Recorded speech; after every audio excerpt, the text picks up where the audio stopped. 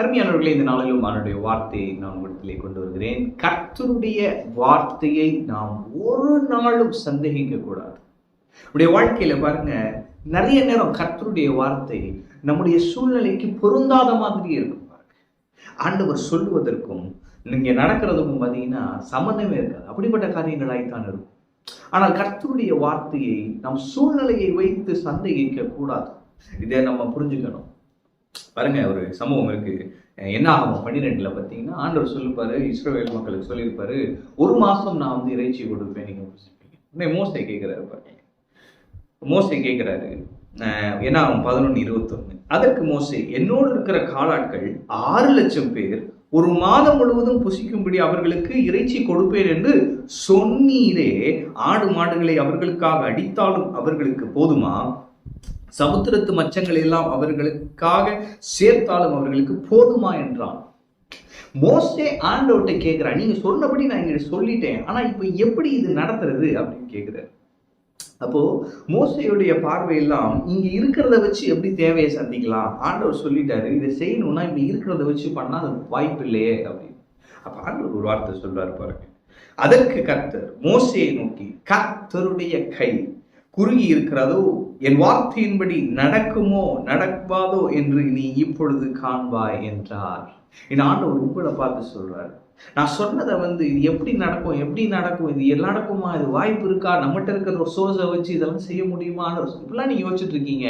என் ஆண்டவர் சொல்கிறார், என் கை குறுகவில்லை, இப்பொழுது நடக்குமா நடக்காதான்னு இப்போ பார்ப்பேன் ஆண்டவர் சொல்றார். அவன் அப்போ அப்படி சொல்லிட்டு பார்த்தீங்கன்னா 31 வசனம் பாருங்களேன்.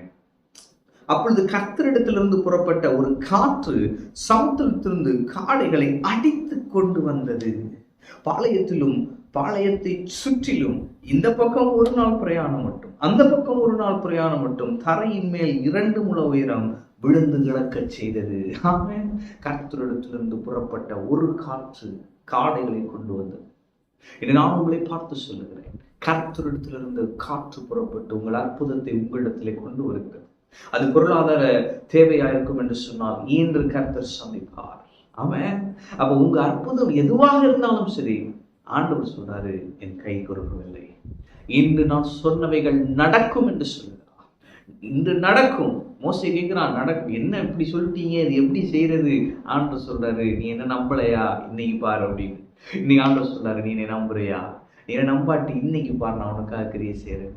அவன் அப்போ இது நாம பார்த்தீங்கன்னா, ஆண்டவரே ஏற்கனவே இதெல்லாம் செஞ்சிருக்கிறீங்க, நான் உங்களை நம்புறேன். என் சூழ்நிலை எனக்கு ஆப்போசிட்டா தான் இருக்கு, ஆனாலும் நான் உங்களை நம்புறேன், ஏன்னா வசனத்துல நீங்க செஞ்சிருக்கிறீங்களே அப்படின்னு நம்ம விசுவாசிக்கும் பொழுது இதிலும் பெரிதானவைகளை காண்போம். ஆமென். அப்ப இன்னைக்கு நான் சொல்லுகிறேன், கர்த்தருடைய கை குறுகவில்லை, கர்த்தருடைய கரம் இன்று உங்களுக்காக அற்புதம் செய்யும்.